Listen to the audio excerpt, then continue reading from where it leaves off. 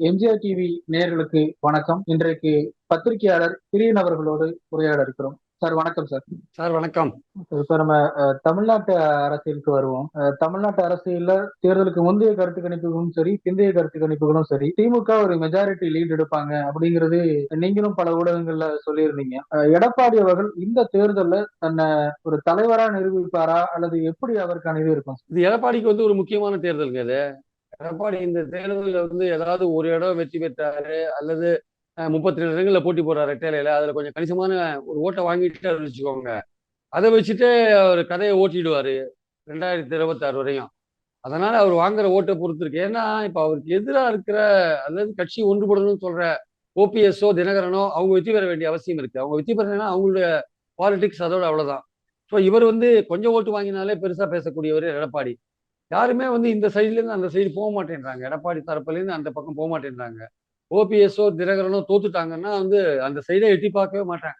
தொடர்ந்து எடப்பாடி கையில இருக்கும்போது எடப்பாடியோட தான் இருப்பாங்க ஆக்சுவலா. அதனால இந்த தேர்தலில் அவர் ஏதோ கள்ளக்குறிச்சி தொகுதியை மட்டும் வெற்றி பெறுவதற்கான வாய்ப்பு இருக்குன்னு ஏடிஎம்கேல தொடர்ந்து சொல்லிட்டு இருக்காங்க. ஸோ அந்த தொகுதியில ஒரு தொகுதியில வெற்றி பெற்றா கூட அவர் அதிகமான ஓட்டு நான் வாங்கிட்டோம், 20% வாங்கிட்டேன், 22% வாங்கிட்டேன் அப்படின்னு சொல்லி அவர் கட்சியை அப்படியே 26க்கு ஹைஜாக் பண்ணிட்டு போயிடுவாரு. அதனால வெற்றி பெறாரோ தோல்வி அடைகிறாரோ கட்சி எடப்பாடிட்ட இருந்து வெளியில வர்றதுக்கான வாய்ப்புகள் ரொம்ப ரொம்ப குறைவா இருக்கா. எப்ப வரும்னா தினகரனும் ஓபிஎஸும் வெற்றி பெற்றால் அது ஒரு ஒரு ஒரு எழுச்சி வரும்.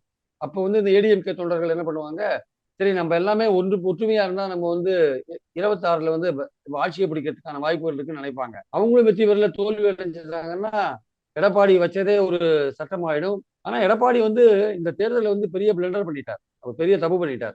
அவர் பாஜகவோடையும் அந்த பழைய 2019 கூட்டணியை கட்டமைச்சிருந்தாருன்னா அவர் கண்டிப்பாக திமுக அணிக்கு ஒரு கடுமையான போட்டியை கொடுத்திருப்பார்.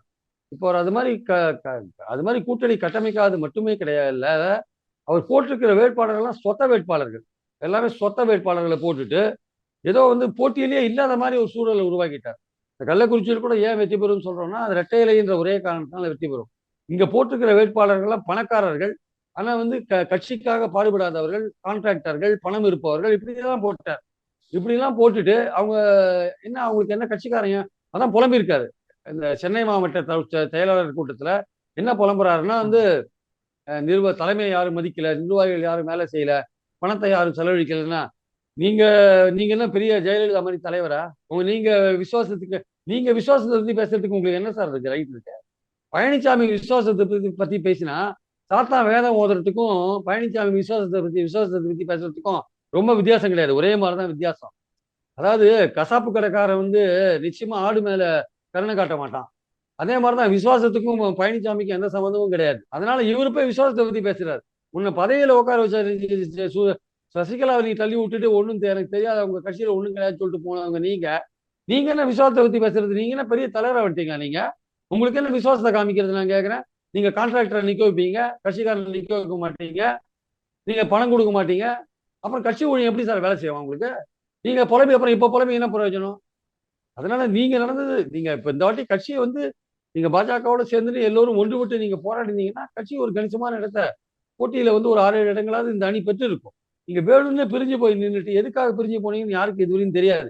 கேட்டா ஏதோ அண்ணாவை பத்தி பேசிட்டாங்க, எம்ஜிஆரை பத்தி பேசிட்டாங்க, அண்ணாமலையை பிடிக்கலன்னு கதையை விட்டு இருக்கீங்க. நீங்க வெற்றிக்கு என்ன வழி ஆக்சுவலா? நீங்க ஏன் தனியா போனீங்க? தனியா போனது தற்கொலைக்கு சமமானது. தலைமை மீது நிர்வாகிகளுக்கு விசுவாசம் இல்லைன்னா முதல்ல உங்களுக்கே யார் மேலேயும் விசுவாசம் இல்லை, அப்புறம் உங்களுக்கே மத்தவங்க விசுவாசம் காட்டுறாங்க. அதனால இந்த தேர்தலை பொறுத்த மட்டும் அவர் 32 இடங்களில் போட்டி போடுறதுனால அந்த இரட்டை இலை அவர் கையில் இருக்கிறதுனால அவருக்கு ஓட்டு கொஞ்சம் விழலாம். அதை வச்சுட்டு அவர் 26 வரையும் காலம் கடத்தலாம். ஓபிஎஸும் தினகரனும் தோத்துட்டாங்கன்னா பழனிசாமி அப்புறம் பிடிக்கவே முடியாது. அவர் வச்சதான் சட்டம் போயிட்டே இருப்பாரு. சார் இப்ப இப்பயுமே தேர்தலுக்கு பிறகு நாங்க யார் கூட கூட்டணி அப்படிங்கறத முடிவு செய்வோம் அப்படின்னு சொல்றாரு. அதாங்க அவர் எஸ்டிபியை ஏமாத்துறாரு. அவர் என்ன சொன்னாரு? சிறுபான்மையோர் இனிமே எங்களுக்கு ஓட்டு போடணும், நாங்க பாஜக விட்டு பிரிஞ்சு வந்துட்டோம் சொல்றாருல்ல. அப்போ உங்களை கேட்டா என்ன சொல்றீங்க? ஏங்க நீங்க 2 இடத்துல வின் பண்ணீங்க, மோடிக்கு மெஜாரிட்டி ஷார்டேஜ் ஆகுது, நீங்க என்ன பண்ணுவீங்கன்னு கேட்டா என்ன சொல்றாரு? நான் அந்த நேரத்துக்கு ஏற்றபடி யோசிச்சு முடிவு பண்ணுவேன்றாரு. ஏன் உன்னை நம்பி எஸ்டிபிஐ வந்திருக்கான், சிறுபான்மையோர் வந்திருக்கான், மோடியே வரக்கூடாதுன்றதான் சிறுபான்மையோரோட பாயிண்டா இருக்கு. நீங்க அவங்களை கூட்டணியில வச்சுட்டு என்ன சொல்றீங்க? நான் யோசிச்சு முடிவு பண்ணுவேன்னு சொல்றீங்க. அவர் யோசிச்சு முடிவு பண்ணுன்னு சொன்னதுனாலதான் ஏற்கனவே அவருக்கு ஓட்டு போடுவோம்னு சொல்லி இந்த 1-2 சிறுபான்மையோர் கூட இந்த தேர்தலில் ஓட்டே போடல. நீ இப்படியா சொல்ற? தேர்தலுக்கு அப்புறம் நீ எப்படி வேணா போவ? ஏற்கனவே அவரை நம்பலாமா சிறுபான்மை மக்கள்? அது எஸ்டிபி ஏதோ பாவம் ஏதோ 2 இடம் கிடைக்கும்னு சொல்லிட்டு போனாங்க. நம்ம அவங்கள குறை சொல்ல வேண்டாம். அது அவங்களுக்கு திமுக பிடிக்கல, திமுக கதவை தட்டினாங்க, அங்க திறக்கல. அங்க ஏற்கனவே 2 முஸ்லீம் இயக்கம் இருக்கு, அதனால இவங்களுக்கு கொடுக்கல அவங்க. அதனால இவங்க சைடு போனாங்க. அப்ப உண்மையிலேயே எடப்பாடிக்கு பாஜக முழு அளவில் எதிர்க்கிறதுக்கான தைரியமே கிடையாதுங்க. இப்போ இந்த மத ரீதியா பிளவுபடுத்துற மாதிரி பேசினாரு இல்லையா மோடி, அதுக்கு ஒரு கண்டன அறிக்கை விட்டாரு. எஸ்டிபி எல்லாம் பிரஷர் பண்ண பிறகு தான் விட்டுருக்காரு. அதை அவங்க எல்லாம் பிரஷர் பண்ண பிறகு தான் விட்டார். அந்த கட்சியில் இருக்கிற சிறுபான்மையோர் எல்லாம் பிரஷர் பண்ண பிறகு தான் விட்டாரு. மத ரீதியான பிரச்சாரம் பண்ண அதுலயும் ரொம்ப அலுங்காம குலுங்காம ரொம்பவும் தாக்காம ரொம்ப ஜென்டலா, அதாவது ஐயா என்னை கோச்சிக்காதீங்க, நான் இதை விட வேண்டிய கட்டாயத்துல இருக்கேன்னு மோடிக்கு சொல்றாரு இன்டைரக்டா. அந்த மாதிரி சொல்லிதான் விட்டுக்கிறாரு, அந்த அறிக்கையை விட்டுக்கிறார். அவரால் தைரியமா எதிர்க்க முடியாதுங்க மோடியை தைரியமா எதிர்க்க அவரால் சாத்தியமே கிடையாது. அதனால நீங்க இதுக்கு சொல்ற மாதிரி அவர் நான் துப்பாக்கி சிறுபான்மையோர வச்சுதான் எதிர்க்கணும். சிறுபான்மையோரும் அவரை நம்ப மாட்டாங்க. இல்ல சார், இதுக்கு மேலேயும் நான் எதிர்க்கணும்னா துப்பாக்கி வச்சுதான் எதிர்க்கணுமான்னு கேக்குறாரு. ஏங்க பாசிச பாஜக வரக்கூடாது மீண்டும் சொல்ற தைரியம் உங்களுக்கு இருக்காங்க? துப்பாக்கியெல்லாம் எடுக்க வேண்டாங்க. எவ்வளவு மக்கள் உரிமையை பறிக்கிற சட்டத்தை போட்டிருக்காங்க. எத்தனை பேர் எதிர்கட்சி தலைவர்களை நீங்க இடி சிபிஐ எல்லாரையும் விட்டு மிரட்டி உள்ள 2 சிட்டிங் உள்ள போட்டிருக்கீங்க. நீங்க தேர்தலே ஒரு சமதள வாய்ப்பிலே நடத்தாது இருக்கீங்க. நீங்க இது மாதிரிலாம் நீங்க ஊஃபா சட்டத்துல எல்லாரையும் உள்ள போடுறீங்க. கேட்டா பிஎம்எல்ஏ சட்டத்தை கொண்டு வரீங்க. பல அடிப்படை உரிமைகளை பறிக்கிறீங்க. வாட்ஸ்அப் தகவல் தொழில்நுட்ப பிரிவில் இருக்கிற கடுமையான சட்டங்களை பயன்படுத்தி நீங்க ட்விட்டர்லயும் சரி, ஃபேஸ்புக்லயும் சரி, உங்களுக்கு எதிரான கருத்துக்கள்லாம் முடக்குறீங்க. எவ்வளவோ பண்ணீங்க நீங்க. அதனால நீங்க அடிப்படை உரிமைகளை பறிக்கிற லெவல்ல நீங்க இருக்கும்போது, உங்களை நீங்க பாசிச பாஜக மீண்டும் வரக்கூடாது, வந்தா நாட்டுல ஜனநாயகமே இருக்காதுன்னு பேசுறாங்களே, அது மாதிரி உங்களால பேச முடியுமா? முஸ்லீம்கள் என்ன நினைக்கிறாங்க? சிஏஏ வந்ததுன்னா நமக்கு அஃபெக்ட் ஆகும், அதோட என்பிஆர் என்ஆர்சி வந்ததுன்னா நமக்கு அஃபெக்ட் ஆகும்னு நினைக்கிறாங்க. அப்படி இப்போ பார்க்கும்போது அடிப்படை உரிமைகள் பறிக்கும். அவங்களெல்லாம் நீங்க அவங்களுக்கு பிரச்சனை வரும்போது நீங்க அப்ப வேடிக்கை பார்த்துட்டு இருப்பீங்களா? அப்ப நீங்க அவரோட சேர்ந்து அவருக்கு சப்போர்ட் பண்ண யோசிப்பேன்னு சொன்னா என்ன அர்த்தம் அதுக்கு? நாங்க எந்த கட்டத்திலயும் அவர் ஆதரிக்க மாட்டோங்க, அவர் சிறுபான்மையை எதிர்த்து பாலிடிக்ஸ் பண்றாருங்க, சிஏஏ போன்ற சட்டங்களை நாங்க எதிர்க்கிறோங்க அப்படின்னு நீங்க சொல்ற தைரியம் உங்களுக்கு இருக்கா? உங்களுக்கு அந்த சட்டம் கிடையாது. நீங்க ஏதோ அண்டர்ஸ்டாண்டிங்ல தான் வெளில வந்தீங்கன்னா இப்ப எல்லாரும் நினைக்கிறாங்க. மறுபடியும் தேர்தல் முடிஞ்ச உடனே அந்த ஆட்சியை அவர் மீண்டும் மோடி வந்தாருன்னா அவர் கூடவே ஒட்டிப்பீங்க, அவ்வளவுதான். அதான் நீங்க பண்ணக்கூடிய ஒரே விஷயமா இருக்கும். இல்ல சார், அவர் ஜெயக்குமார் பேசும்போது என்னோட தொகுதியில இது வரைக்கும் நான் தோத்ததே கிடையாது, நான் தோத்ததுக்கு பாஜக தான் காரணம், அதுவும் வெறும் 40,000 ஓட்டு வித்தியாசத்துலதான் நான் தோத்து போனேன், அங்க சிறுபான்மையினர் ஓட்டு ஒரு 45,000 இருந்து 50,000 இருக்கும், எங்களை மாதிரி யாருமே பாஜகவை கடுமையா எதிர்க்க முடியறது இல்ல, நாங்க தான் இப்ப பாஜகவை கடுமையா எதிர்க்கிறோம் இப்படிலாம் பேசுறாங்களே. சார் நீங்க கடந்த ஒரு மாசமா பேச்சு எடுத்து பாருங்க, ஸ்டாலினோட பேச்சு எடுத்து பாருங்க, இடது இந்தியா கூட்டணி தலைவர்களோட பேச்சு எடுத்து பாருங்க, தமிழ்நாட்டில் இருக்கிறவங்க எடுத்து பாருங்க, திருமாவளவன் எடுத்து பாருங்க. ஒரு பக்கம் நீங்க இந்த எடப்பாடி தரப்பு ஆட்கள் பேசினதை எடுத்து பாருங்க, எடப்பாடி பேசினதை எடுத்து பாருங்க. இந்த ரெண்டுத்தையும் நீங்க ஒப்பிட்டு பாருங்க. யார் பாஜக மீது கடுமையான கண்டனம் வைத்திருக்கிறார்கள் என்பது உங்களுக்கு தெரிய வரும். அது பாசிச பாஜக ஒழிய வேண்டும், அழிய அது மீண்டும் ஆட்சிக்கு வரக்கூடாது அப்படின்ற விஷயத்த திரும்பி திரும்பி வலியுறுத்தவர் யாருன்னா ஸ்டாலின் தான். நீங்க ஒரு இடத்துலயாவது மோடி மீண்டும் ஆட்சிக்கு வரக்கூடாது, வந்தா மாநிலங்கள் வஞ்சிக்கப்படும், மாநிலங்களுக்கு நிதி தர மாட்டாங்க, கவர்னர் மூலமா பிரச்சனை பண்ணுவாங்க, அடிப்படை உரிமைகள் பறிக்கப்படும், இல்ல சிறுபான்மையோர் பாதிக்கப்படுவார்கள், ஏதாவது நீங்க சொல்லியிருக்கீங்களா? நீங்க ஒண்ணுமே உங்க உங்க பேச்சுல ஒண்ணுமே கிடையாது. நீங்க பாஜகன்ற பேரையே பயன்படுத்தலையே பல இடத்துல. தேசிய கட்சிகள் தானே பயன்படுத்துறீங்க, மோடின்ற பேரையே பயன்படுத்தலையே நீங்க. அப்படித்தானே உங்க எதிர்ப்பு இருந்திருக்கு. ஜெயக்குமார் நீங்க பாஜக விட்டு பிரிஞ்சு வந்ததுனால ஏதோ சிறுபான்மையோர் உங்களை நம்பிட்டாங்கன்னு நினைக்கிறேன். சிறுபான்மையோர் உங்களுக்கு ஓட்டே போடலைன்றதான் உண்மை இந்த வாட்டி. அவங்களும் இந்த வாட்டி அவங்க உங்களை நம்பவே இல்லை. நீங்க இது மாதிரிலாம் பேசுறீங்கன்னா எப்படி நம்புவாங்க அவங்க ஆக்சுவலா? அதனால ஜெயக்குமார் நினைக்கிறாரு பாஜகவில் தோத்துருக்கலாம், பாஜகவோட கூட்டணி சேர்ந்ததுனால தோத்துருக்கலாம், ஆனா விலைக்கு வந்ததுனால மீண்டும் சிறுபான்மையோர் அவருக்கு ஓட்டு போடுவாங்கன்னு நினைச்சா அதோட முட்டாள்தனம் எதுவும் கிடையாது ஆக்சுவலா. இவரு டிடிவி அவர்களோ அல்லது ஓபிஎஸ் அவர்களோ வெற்றி பெற்றால் அவங்க இரட்டை இலையை கைப்பற்றுவாங்க, அதிமுகவை கைப்பற்றுவாங்க அப்படின்னு அண்ணாமலை அவர்களே பேசுறாரு. அண்ணாமலை யாருங்க இவர் இந்த கட்சியை பத்தி பேசுறதுக்கு? அண்ணாமலை யாரு இந்த கட்சியை பத்தி பேசுறதுக்கு? அந்த கட்சிக்காரர்கள் அதான் அந்த அளவுக்கு ஓபிஎஸ் டிடிவியும் அண்ணாமலை இடம் கொடுத்து வச்சிருக்காங்க. ஏங்க இந்த கட்சி அதான் சொல்றேனே, நீங்க ஒரு கட்சியில பிளவு வருது அப்படின்னா அந்த கட்சிக்குள்ள இருக்கிறவங்க பேசி தீர்த்துக்கணுங்க. அதிமுகங்கிறது ஒரு பெரிய இயக்கம், அதுக்கு நிறைய ஆதரவு இன்னைக்கும் இருக்கு. நீங்க பிரிஞ்சு இருக்கிறதுனாலதான் உங்களால ஃபைட் பண்ண முடியல. ஒன்னா சேர்த்து வச்சாரு அந்த தர்ம யுத்தத்துக்கு பிறகு மோடி அவர்கள் வந்துதானே 2 பேரையும் ஒன்னா சேர்த்து வச்சாரு. அதாங்க இது மாதிரி இன்னொரு கட்சி இடம் கொடுத்து நீங்க போய் சேர வேண்டிய அவசியம் முன்னாடி நீங்க வழிகாமிச்சு வச்சிட்டீங்க. ஓபிஎஸ் தவறான முன்னுதாரணத்தை கையாண்டாரு. நீங்க பாஜகவுடைய தயவை நம்பி நீங்க உங்க எடப்பாடி எதிர்த்து நீங்க ஃபைட் பண்ணீங்க. முதல் தர்ம யுத்தத்தில் நீங்க வந்து எப்படியோ மந்திரி பதவி பிடிச்சி சேர்ந்துட்டீங்க உள்ள. ஒருங்கிணைப்பாளர் ஆனீங்க. ஆனா எடப்பாடி கில்லாடி அவரு. அவரு உங்களை வந்து கிளீனா 4 வருஷத்துல ஓரம் கட்டிட்டார். எல்லாம் முடிஞ்ச பிறகு உங்களை தூக்கியும் போட்டார். இப்ப நீங்க எந்த விதமான இயக்கமும் இல்லாம கரைவேட்டி கூட கட்ட முடியாத நிலையில நீங்க நின்றுட்டு இருக்கீங்க நீங்க. அந்த அளவுக்கு நீங்க பாஜகவை நம்பினீங்கன்னா உங்களுக்கு எடப்பாடிக்காக கதவு திறந்து வச்ச பாஜக, எடப்பாடிக்காக ஜன்னலையும் திறந்து வச்ச பாஜக, உங்களை மேடையிலே ஏத்தலையே பிரதமர் வந்தபோது. கடைசி கூட்டத்துல தானே ஏத்தினாங்க உங்களை. அது வரையும் எடப்பாடி வரவே மாட்டான்னு தெரிஞ்ச பிறகு தானே உங்களை மேடையில ஏத்தினாங்க. அப்புறம் உங்களுக்கு என்ன மதிப்பு பாஜக? எதுக்காக நீங்க பாஜக அடிமையா இருக்கீங்க நீங்க? தினகரன் ஏன் சார் பாஜகவோட இருக்கணும்? அவர் 3 மாசம் ஜெயில போட்டது யாரு சார்? பாஜக தானே போட்டாங்க. இதெல்லாம் வந்து நீங்க எடப்பாடி எழுத்து நீங்க உங்க ஃபைட் அமைக்கும் போது நீங்க எதுக்கு பாஜகவை நம்பி அமைக்கிறீங்க? அதிமுக தொண்டர்களை நம்பி அமைங்க சார் உங்க ஃபைட்டை. ஊருக்கு ஊர் போங்க. ஒவ்வொரு தொண்டரையும் பாருங்க. ஐயா, நம்ம ஒண்ணு சேர வேண்டிய கட்டாயம் இருக்கு. இன்னொரு கட்சி நம்ம மேல ஆதிக்கம் செலுத்துது. நம்ம எல்லாம் ஒண்ணா ஆகணும். என்ன வேணா நம்ம தியாக நம்ம விட்டு கொடுக்க நாங்க ரெடியா இருக்கோம். அதுக்கு நீங்க தான் வழி பண்ணணும். தொண்டர்கள் எல்லாம் திரளுங்க. எல்லாரையும் ஒரு இடத்துல திரட்டுறோம். நம்ம ஒரு பெரிய இயக்கமா மாறுவோம். ஒற்றுமைக்கான ஒரு குரலை கொடுப்போம். ஏன் பண்ண மாட்டேன்றீங்க? இன்னொரு அவர் சக்தி உங்களை திருச்சியில ஆட்டி வைக்கிற மாதிரி ஏன் வச்சிருக்கீங்க? லட்சக்கணக்கான மக்களை வச்சு கூட மாநாடெல்லாம் நடத்தினாரு. ஓபிஎஸ் ஓபிஎஸ் ஒரு நடத்துறாரு, மாநாடு இபிஎஸ். நடத்தினாருங்க திருச்சியில. இபிஎஸ் மதுரையில ஒரு மாநாடு நடத்தினார். நம்மளுடைய பாயிண்ட் என்னன்னா, இந்த இந்த பிரிவு இருக்குல்ல, பிளவு அல்லது பிரிவு எது வேணா வச்சுக்கோங்க. இந்த பிளவு பிரிவு ஒன்றா சரியாகி இந்த கட்சி ஒன்றுபடணும்னா அது அரசியல் ரீதியா தான் முடியும். ஒரு தேர்தல்ல நீங்க தோல்வி அடையணும். யாரு? எடப்பாடி தோல்வி அடையணும். அவர்கிட்ட தான் பெரும்பான்மை இருக்கு. நீங்க 2 கட்சிக்கு ஒற்றுமையாகணும்னா தோல்வி அடைஞ்ச பிறகுதான் உங்ககிட்ட அமைப்பு இல்ல. யார்கிட்ட? ஓபிஎஸ் அமைப்பு இல்ல. டிடிவிட்ட ஒரு சின்ன அமைப்பு அவர் வச்சிருக்காரு. ஆனா எடப்பாடிட்ட தான் அந்த அமைப்பு இருக்கு. அப்ப அந்த எடப்பாடி அமைப்பு தோல்வி அடைஞ்சால் அந்த கட்சியில் இருக்கிற முக்கியஸ்தர்கள், எம்எல்ஏக்கள், பிரமுகர்கள் இல்ல நம்ம ஒண்ணா இருக்கணும். ஒண்ணா இருந்தா தான் நம்ம தெற்கு பகுதியிலையும் சரி, வேற மேற்கு பகுதியிலேயே கூட இந்த வாட்டி நம்ம தோத்துருவோம் போல இருக்கு. மேற்கு பகுதியில தமிழ்நாடு முழுக்க நம்ம ஒன்றா இருந்தா தான் எதிர்காலம் நமக்கு இருக்கு அப்படின்னு நினைப்பாங்க அப்பதான். அப்போ ஒரு குரல் வரும், ஒற்றுமைக்கான குரல். எடப்பாடி அவர்களே கட்சியை மீண்டும் ஒன்றுபட வேண்டும் யாராவது குரல் எழுப்புவாங்க.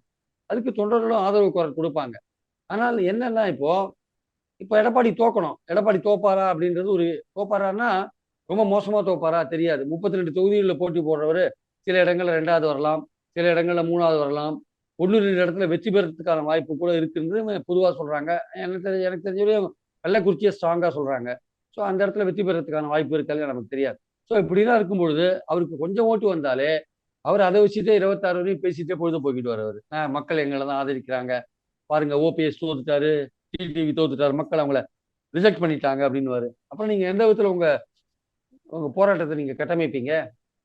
அவங்க அதனால கட்சி நிர்வாகம் நீங்க எடப்பாடியை இடம் மதிக்கும்போது எப்படி இது வச்சு பாஜகவை நம்பி உங்க போராட்டத்தை அமைக்கிறதுல எந்த அர்த்தமும் இல்லை. அதுவும் அண்ணாமலை போன்றவர்களாம் நம்பி நீங்க உங்க போராட்டத்தை அமைக்கவே கூடாது. அதிமுக தொண்டர்களை நம்பி நீங்க போராடுங்க. அவங்க ஒற்றுமையை விரும்புறாங்க அதிமுக தொண்டர்கள். அவர்களை ஒன்று சேருங்கள். அது நீங்க ஊர் ஊரா போங்கங்க. ஹார்ட் ஒர்க் பண்ணணுங்க. நீங்க பெரிய தலைவர்கள் கிடையாது ஜெயலலிதா மாதிரி. அவங்க தேர்தலில் ஜானகியை தோக்கடிச்சாங்க, ஒன்று சேர்த்தாங்க. நீங்க தொண்டர்களை நம்பி தான் நீங்க ஒன்று சேர்க்கணும். ஊர் ஊரா போங்க. ஒவ்வொரு தொண்டனையும் பாருங்க. இதுக்கு இன்னும் 2 வருஷம் இருக்கு 26க்கு. போய் பாருங்க. ஒவ்வொருத்தரையா பார்த்து நீங்க அவங்கள கன்வின்ஸ் பண்ணுங்க. ஒவ்வொரு ஊர்லயும் போடுங்க. ஒன்றிய லெவல்ல போங்க, கிராம லெவல்ல போங்க. பண்ணுங்க. ஏன் பண்ண மாட்டேன்றீங்க? 4.5 வருஷத்துக்கு நிறைய சம்பாதிச்சிருக்கீங்கல்ல, பணம் வச்சிருக்கீங்கல்ல, செலவழிங்க. கட்சி ஒன்றாறதுக்காக செலவழிங்க. ஏன் பண்ண மாட்டேன்றீங்க? பண்ணுங்க. இல்லாட்டி நீங்க எடப்பாடியை தோக்கடிக்க முடியாதுங்க.